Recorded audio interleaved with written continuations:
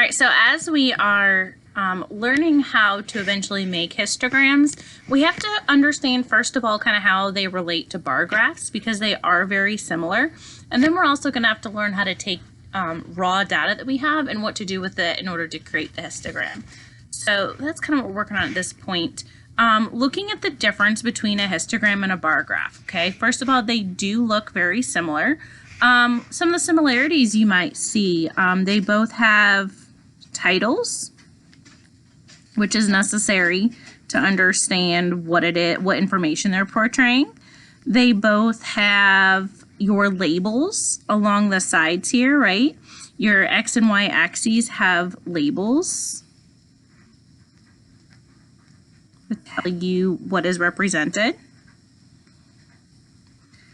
Okay, one of the things that you might notice as a difference is when you do look along, this would be your x-axis and your y-axis here, right? If you think back to our unit that we did on our coordinate plane.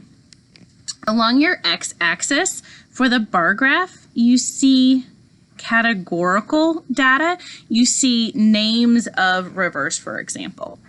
When you look at the x-axis of the histogram, however, you see ranges of numbers. So the difference might be what's along the x-axis. So it would be categories versus numbered intervals.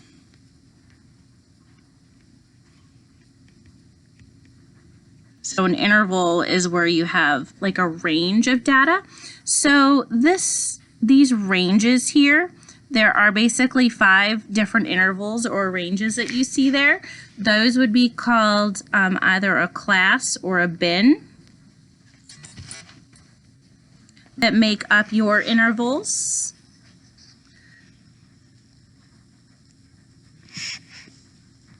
Okay, whereas you have categories here.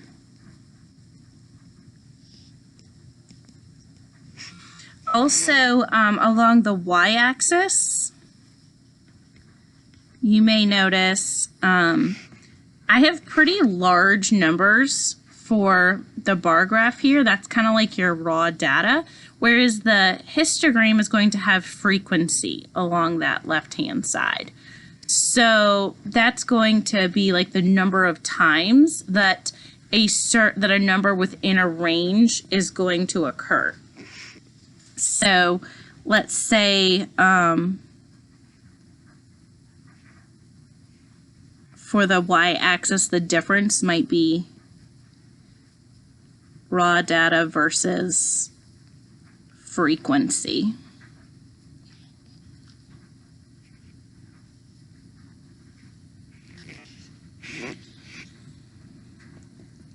Okay, and then finally you might notice that with the histogram, there are no spaces in between my bars here. Oh, so a similarity is that they have bars. In this case, most often you'll see vertical bars. You could have basically the whole graph turned sideways, but you normally see them vertically like this. To show the data, as opposed to like a line for a line graph or X's on a line plot. So there's, or sections of a circle in a circle graph. So the bars are vertical to show the data. Okay. The difference being spaces or no spaces between them. So as you see on the bar graph, you have spaces between bars. And basically it's because of the fact that the intervals are fluid with the histogram, 60 to 69, and then it picks up with 70. And goes to 79, the next interval picks up with 80. It's basically kind of this fluid almost in a way number line. That's why there's no space in between the bars, because there's no spaces in between the numbers. It leaves off with 79, picks up with 80, leaves off with 89, picks up with 90. So you're going to have no spaces between the bars because of that. So we're going to dive a little bit deeper into some more details of what makes a histogram and again, how to create it with your data that you've collected. Okay, so to get started, a histogram or histograms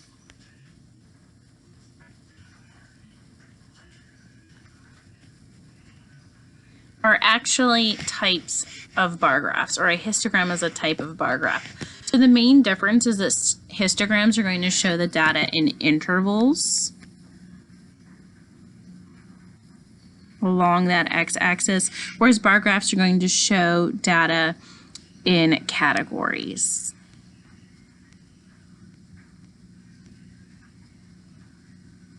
So there are some criteria for your intervals. Remember, your intervals, again, they make up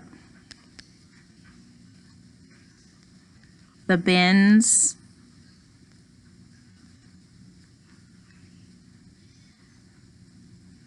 or classes,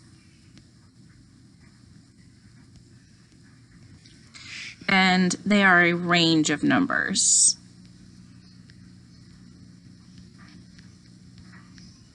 Okay, so some criteria for the intervals or the bins that the intervals make up.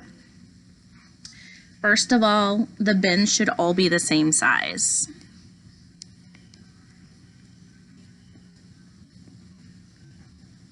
Otherwise, it can kind of skew the data and make it look like there's more values in a certain range. So we want the range of all the bins to be the same. So bins should all be the same size.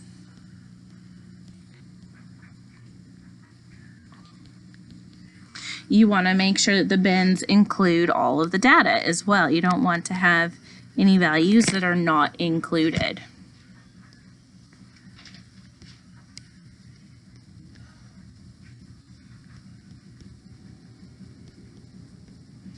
So it should include all data. And then finally, if at all possible, sometimes the numbers don't work out this way, but if at all possible, the number of bins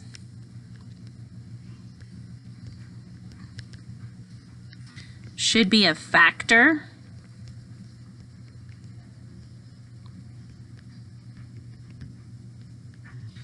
of the number of data values.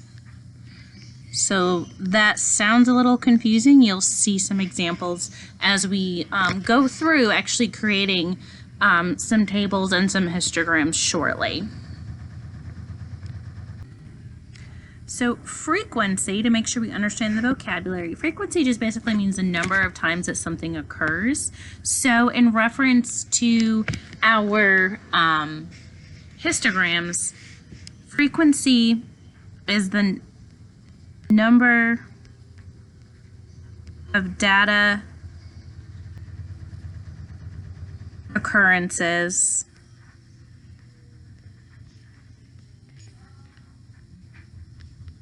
within a bin or interval, basically. So the frequency is actually used to make something that is basically a table to help you out. So this information, figuring out the frequency of the number of data elements or occurrences within an interval, this is used to make what is called a frequency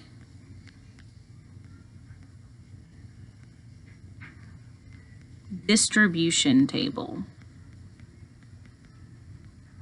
So basically that's kind of what it sounds like. It's a table that shows the number of times that a value occurs within that data distribution or that interval.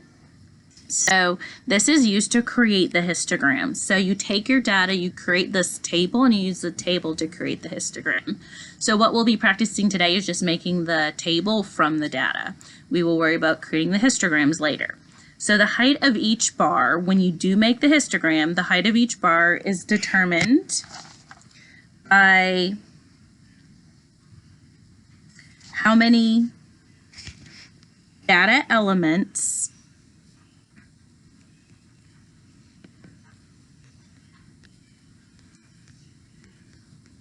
fall into each interval. So that's kind of almost rephrasing or looking back up at what we wrote for frequency up at the top. We said frequency is the number of data occurrences within a bin or interval, or the number of times that a value that falls within a particular range occurs.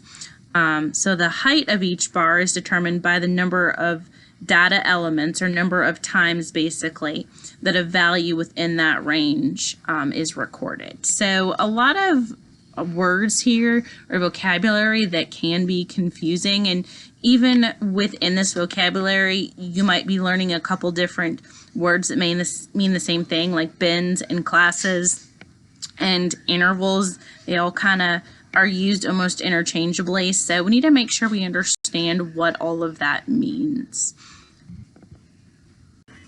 So I feel the best way to kind of piece all this vocabulary together is actually just go through some examples. So I have two examples we're going to work through to create the frequency table. So our first example here, Jim Shorts is a star basketball player for the Arlington High School basketball team. The number of points scored by Jim in each of his last 20 games are as follows. So you have a bunch of values here. In fact, I know I have 20 values because it's the number of points that he has scored for 20 different games. Okay, so my number of data values is going to be 20.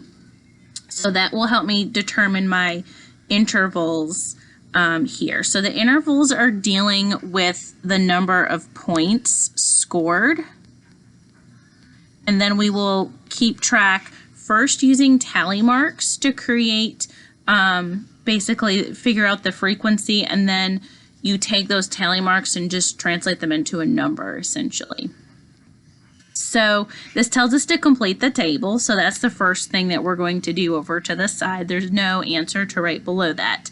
And then it asks us a couple questions about the table. So what I'm going to do is just go through one number at a time and just put a tally mark in whichever interval it falls into. Okay, so 35 is my first number. So that's going to fall down here with 30 to 39. I'm going to cross it out as I go. 28 falls in that interval above it. 25 falls in the same bin or same interval. 34 falls between 30 and 39. 41 is the last interval down at the bottom. 26 in the middle here between 20 and 29. 19 is in that second interval, 10 to 19. 23 will be down here between 20 and 29. 32 between 30 and 39. 20, okay, this is a tally chart here, so we'll cross over there to show the 5 tally marks. Cross that out. 11 in my second interval spacing here between 10 to 19. 8 is in my first interval, 0 to 9. 38 falls down here in the range between 30 to 39. 48 is my last interval. 22 will fall between 20 and 29. 25 will be the same interval. 16 is that second interval between 10 and 19. 19 between 10 and 19, it's the upper end of the range. 22 will fall between 20 and 29. And 40 will be in that range down at the bottom. So then my next step would be to record the frequency. It just means I total the tally marks essentially. So for that first interval, that first range, my frequency is 1. The next one down, it's 4. Then I would have 8. Then I would have 4. And then I would have 3. I know that there were 20 games, so there were a total of 20 different data values. So if I add these up, it should equal 20. 4 plus 1 would give me 5, plus another 8 would give me 13, plus another 4 would give me 17, plus 3 would give me 20. So if I've done everything correctly, of course, I should total 20.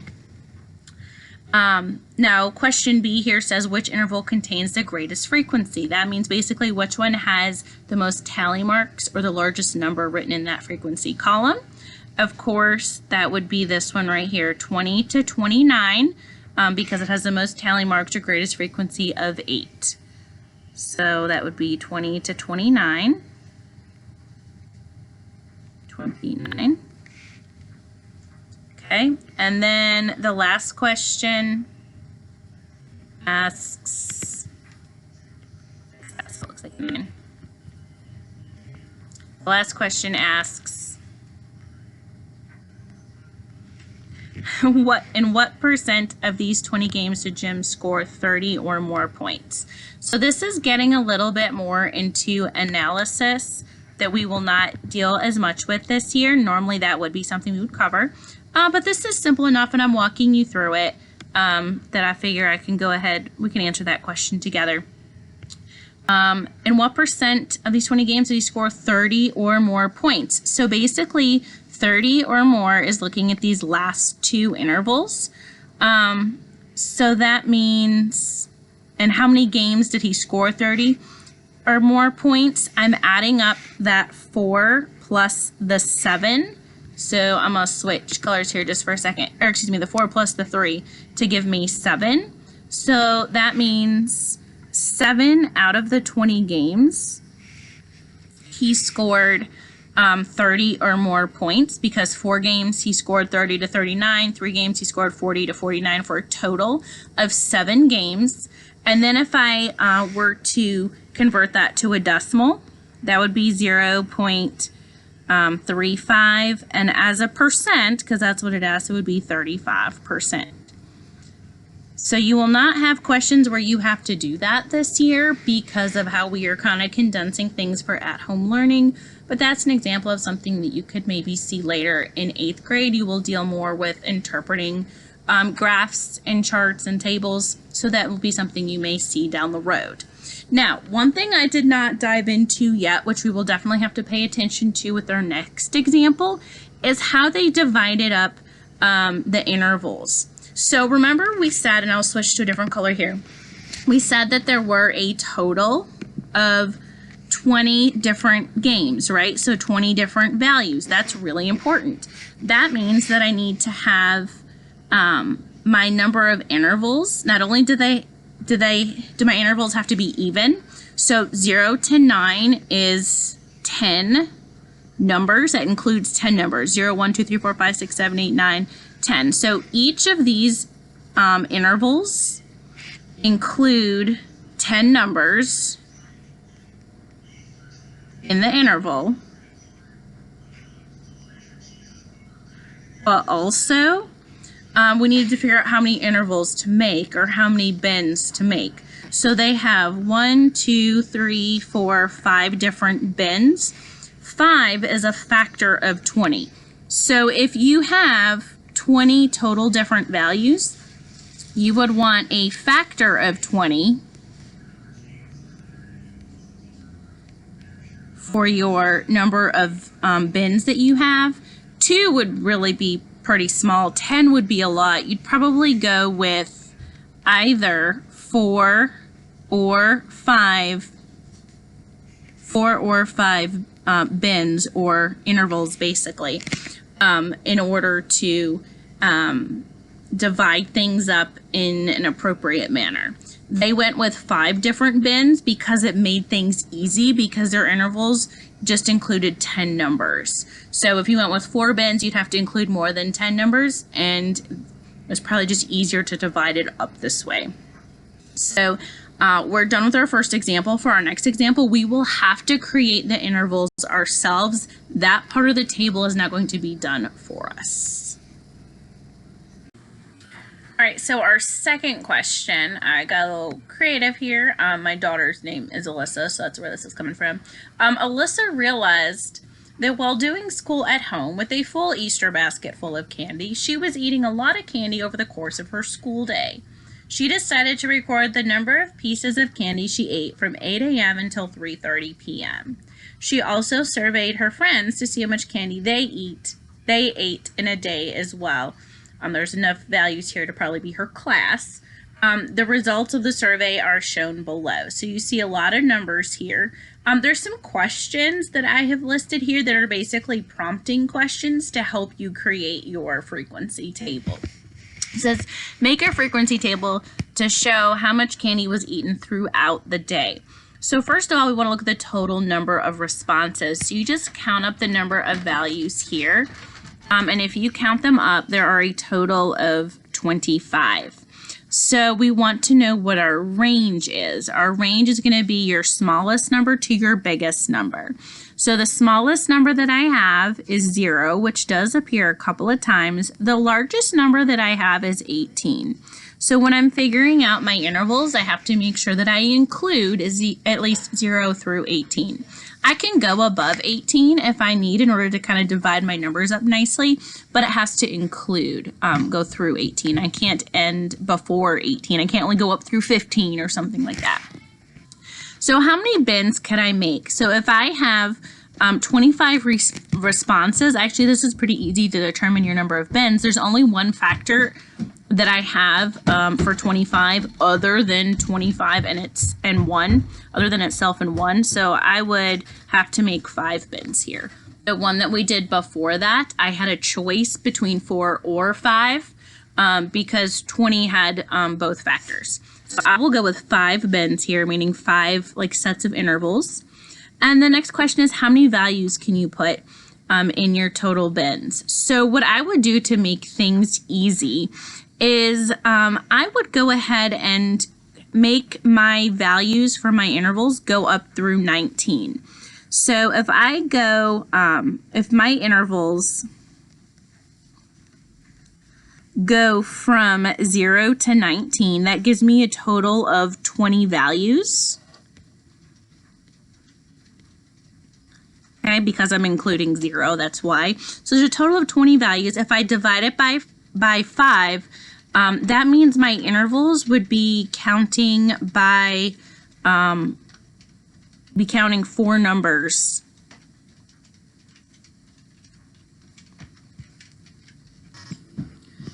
So I would have 4 values in each interval in order to evenly distribute this. So that would be like 0 to 3 would be 4 values. So I'm gonna make my table over to the side. Hopefully I left myself enough space. So remember, I would have my intervals, which we are dealing with our number of pieces of candy.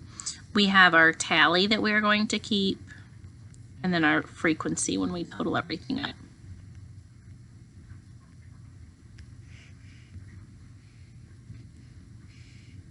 So when you do your performance assessment or your performance task, you will have 2 options, just like you did with your performance assessments for your formulas.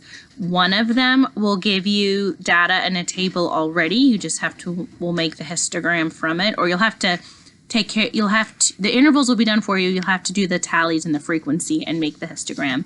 The other option is you getting to actually come up with the data yourself, and because of that you will have to make the entire table by yourself, including the intervals. So if you feel like you're going to have a hard time with creating these intervals, then I would do the option that has that already done for you. But if you feel comfortable with it and you're creative, then do the other option.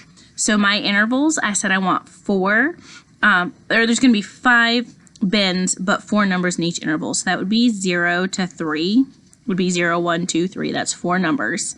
Then I would have 4, 5, 6, 7. Then I would have 8, 9, 10, 11. Then I would have 12, 13, 14, 15. And I'm going to erase my 20 values so that I have a place to write my last interval here, which would be 16 through 19. 16, 17, 18, 19, that's 4 numbers. All right, so I'm going to go through my values like I did before. I'll cross them off as I write the tally mark.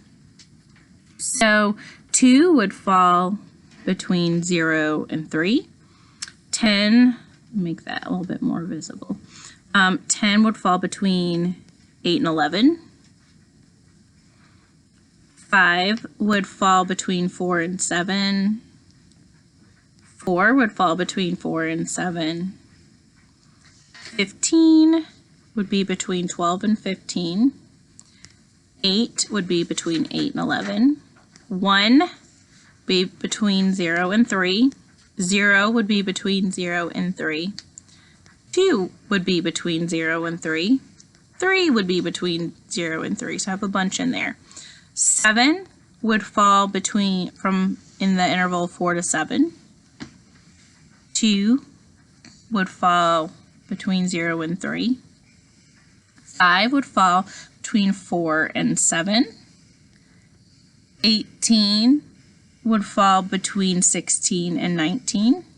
7 between 4 and 7. 14 between 12 to 15. 13 also between 12 to 15. 1 would fall between 0 and 3. 0 would fall between 0 and 3. 12 would fall between 12 and 15. 4 would fall between 4 and 7. 5 would fall between 4 and 7. 1 would fall between 0 and 3. 9 would fall between 8 and 11. And 3 would fall between 0 and 3. So my frequency again is I just add up the tally marks. So the frequency for 0 to 3 would be 10. Frequency for 4 to 7 would be 7. Frequency for 8 to 11 would be 3. Frequency for 12 to 15 would be 4. And the frequency for 16 to 19 would be 1. So if I add all of these up, I should hopefully get 25. So 10 plus 7 is 17, plus 3 would give you 20. Add 4 to give you 24, and 1 would give you 25. So that means I tallied everything up correctly if I got 25 total. And then from here, we would work on how to turn this information into the histogram. But that is all for right now.